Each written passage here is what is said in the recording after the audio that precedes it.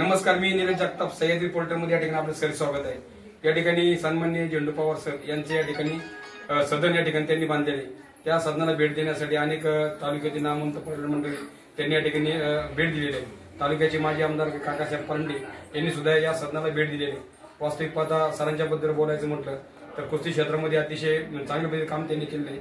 अनेक मल्लांना आसमान दाखवत असताना अनेक मल्ल त्यांनी घडवलेले आहेत। ग्रामीण भागातील अनेक मल्लांना त्यांनी ताकद दिलेली आहे। या ठिकाणी अहमदाबाद नगरीचे कार्यसम्राट माजी सरपंच सन्माननीय प्रकाशजी थोरात साहेब आहेत। त्यांच्याबद्दल बोलायचं म्हटलं तर बेड भागातील नेते म्हणून त्यांना ओळखलं जाते। गावगाड्यातील फाटक्यातल्या फाटका सहकार्याला सुद्धा समाजाच्या मुख्य प्रवाहामध्ये आणण्यासाठी सरपंच साहेबांनी अनेक दिवस आपले खर्च केले।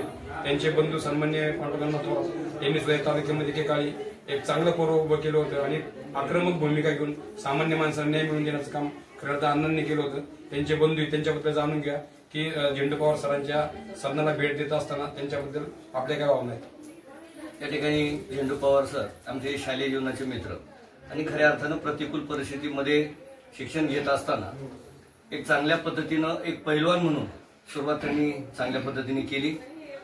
निमगाव माळुंगी सारख्या काकासाहेब परांडे यांच्या संस्थेवरती आश्रम शाळेवरती शिक्षक म्हणून त्या ठिकाणी त्यांनी काम करत असताना अनेक मल्ल घडवण्याचं काम त्यांनी त्या ठिकाणी केलं आणि म्हणून त्यांनी शिरूर शहरामध्ये प्रतिकूल परिस्थितीवर मात करून एक चांगल्या पद्धतीची वास्तू या ठिकाणी निर्माण केलेली आहे आणि त्या वास्तूला भेट देण्याचा त्यांच्या सत्यनारायण महाप्रसादाच्या पूजेच्या निमित्तानं आमचे शालेय जीवनातले मित्र मग बाळासाहेब दसगुडे असतील, देवीदासजी नाझरकर असतील, ते आम्ही सर्वजण या ठिकाणी आल्यानंतर एक मनाला फार असा आनंद झाला की त्यावेळेचा काळ जर पाहिला तर अण्णापूर सारख्या गावामध्ये कोणत्याही सुविधा नसतानाही झेंडू पवार असेल, त्यांचे सर्व 5-6 भाऊ असतील, हे सर्वजण काबाड कष्ट करून वेळ प्रसंगी दुसऱ्याच्या शेतावरती काम करून त्यांनी आपली उपजीविका केली आणि आज फार चांगल्या क्षेत्रामध्ये काम करत आहेत। त्यांना त्या पूजेच्या निमित्तानं शुभेच्छा देत असताना नुकतीच त्यांची पुणे जिल्हा कुस्तीगीर संघावरती पुणे जिल्ह्याचे उपाध्यक्ष म्हणून नियुक्ती झालेली आहे। त्या नियुक्तीबद्दलही आमच्या सर्व मित्रमंडळींच्या वतीनं या ठिकाणी मी झेंडू पवार सरांना लाख लाख शुभेच्छा देतो।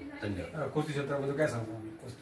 खरं तर कुस्ती क्षेत्रामध्ये जर तो काळ पाहिला, झेंडू पवार सर असतील किंवा बबनराव असेल त्यांचे बंधू, तर कुस्ती करत असताना एक गरीब कुटुंबातल्या लोकांना कुस्ती क्षेत्रामध्ये जर सुविधा पाहिजे तर त्या मिळत नव्हत्या। अगदी वेळेला एक वेळचं अन्न खाऊन त्या ठिकाणी ह्या लोकांनी पैलवानकी केली। आज आपण पाहतो पैलवानकीमध्ये पैलवान घडवताना लाखो रुपयाचा खर्च त्या ठिकाणी करावा लागतो, मग त्याच्या आहारावरती असेल, व्यायामावरती असेल।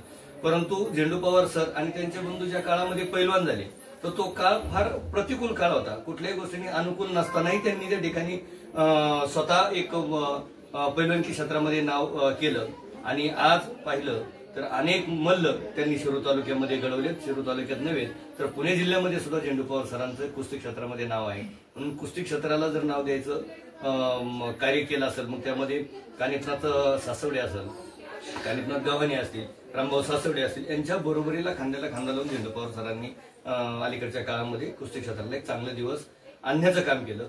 तेच नव्हे तर शिरूर केसरी म्हणून जी शिरूर तालुक्यामध्ये दरवर्षी कुस्तीची स्पर्धा भरली जाते, त्यामध्ये सुद्धा झेंडू पवार सरांचं फार मोलाचं योगदान आहे। तर येथे सन्माननीय प्रकाशजी थोरात आपल्या शालेय मित्राच्या सदनाला भेट देण्यासाठी धन्यवाद। नीरज जगताप, सह्याद्री पोर्टल, पुणे जिल्हा। चला।